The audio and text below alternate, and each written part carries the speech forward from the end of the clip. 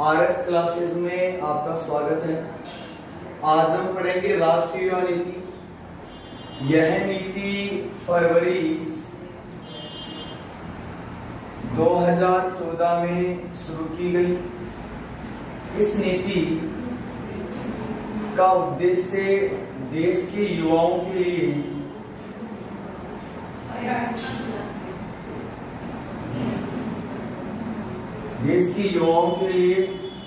ये नीति शुरू की गई।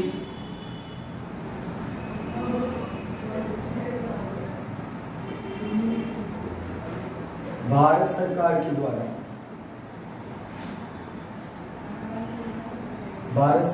के द्वारा देश के युवाओं के लिए इस नीति की शुरुआत की गई फरवरी 2014 के अंदर। यह नीति देश के युवाओं के लिए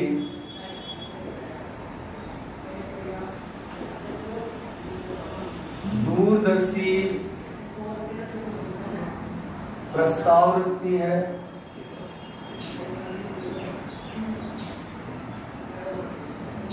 और देश के युवाओं को उनकी क्षमता के साथ उनमें योग्यता का विकास करना, उनके लिए मार्गदर्शन के रूप में काम करती है। और इस नीति को सरकार ने इसीलिए आरंभ किया ताकि देश की यूथ को जिनकी एज या आयु 15 से 29 वर्ष है या उस समूह के जो व्यक्ति हैं उन्हें ये युवा के रूप में परिभाषित करती है। वर्ष की जो आयु के व्यक्तियों को युवा के रूप में परिभाषित करती है।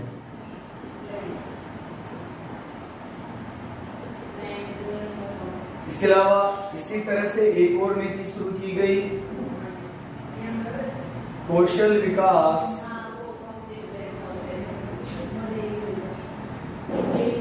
और उद्यमिता नीति।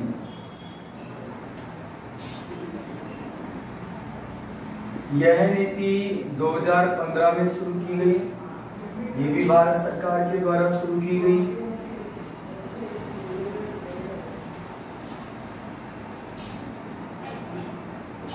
इसका उद्देश्य युवाओं को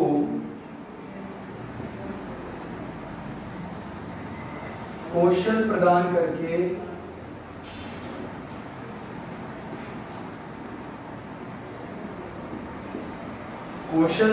करके उनको सक्षम बनाने के लिए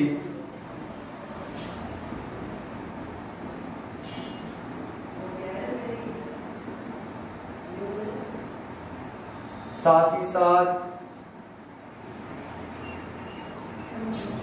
कौशल विकास की विभिन्न गतिविधियों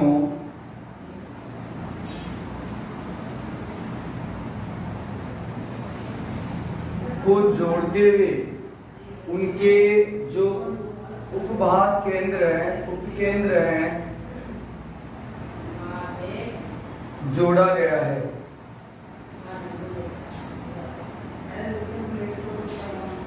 तो ये दो नीति भारत सरकार के द्वारा युवाओं को समर्पित है, जिसका वर्तमान में सबसे अच्छा उदाहरण अग्निपथ या अग्निवीर योजना है, जो हाल ही में देश की यूथ के लिए केंद्र सरकार के द्वारा चलाई गई है, जिससे युवाओं को आर्थिक सबल मिलेगा और उससे उनकी भागीदारी और देश की प्रगति के अंदर उनका योगदान बढ़ेगा। इसके बाद में हम आगे बढ़ेंगे और बात करेंगे भारत के भाषाई सर्वेक्षण की। भारत का जो भाषाई सर्वेक्षण है वो सबसे पहले किया गया ग्रेसन विद्वान के द्वारा 1903 से 1928 के मध्य भारत का भाषाई सर्वेक्षण किया गया। तो हमारा जो अगला टॉपिक है वो है भाषाई सर्वेक्षण।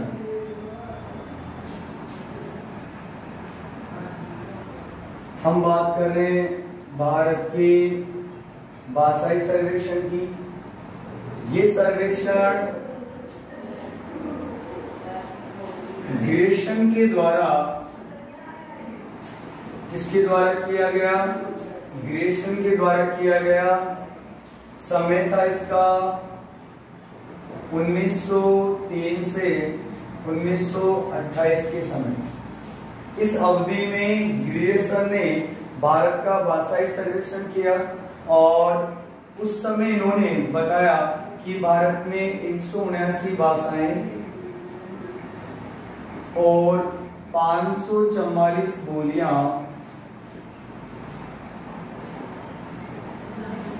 देश में उस समय बोली जाती थी। आधुनिक समय की बात करें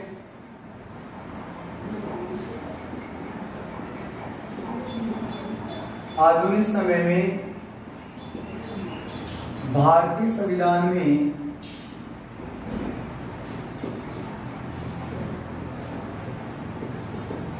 बाईस भाषाएं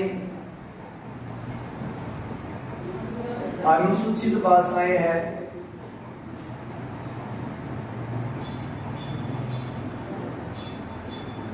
तथा कई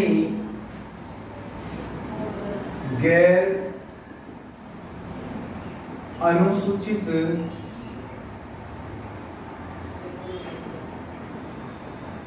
भाषाएं भी संविधान के अंदर हैं। कई सारी भाषाएं भी हमारे संविधान के अंदर है। सबसे ज्यादा तो भाषाएं बोली जाती है भारत में, वो सबसे अधिकतम जो भाषाई वर्ग है वो हिंदू भाषा का है, हिंदुओं का है।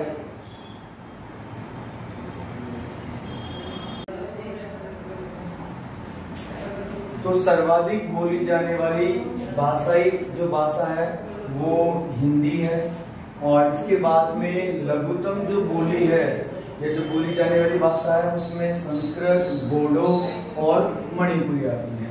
तो ये हमारा भाषाई सर्वेक्षण है जो ग्रेशन के द्वारा 1903 से 1928 में किया गया और उन्होंने वही आपके 179 भाषाएं और 544 बोली के बारे में बताया।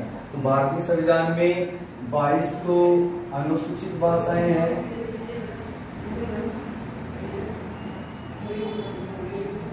और कई गैर अनुसूचित भाषाएं भी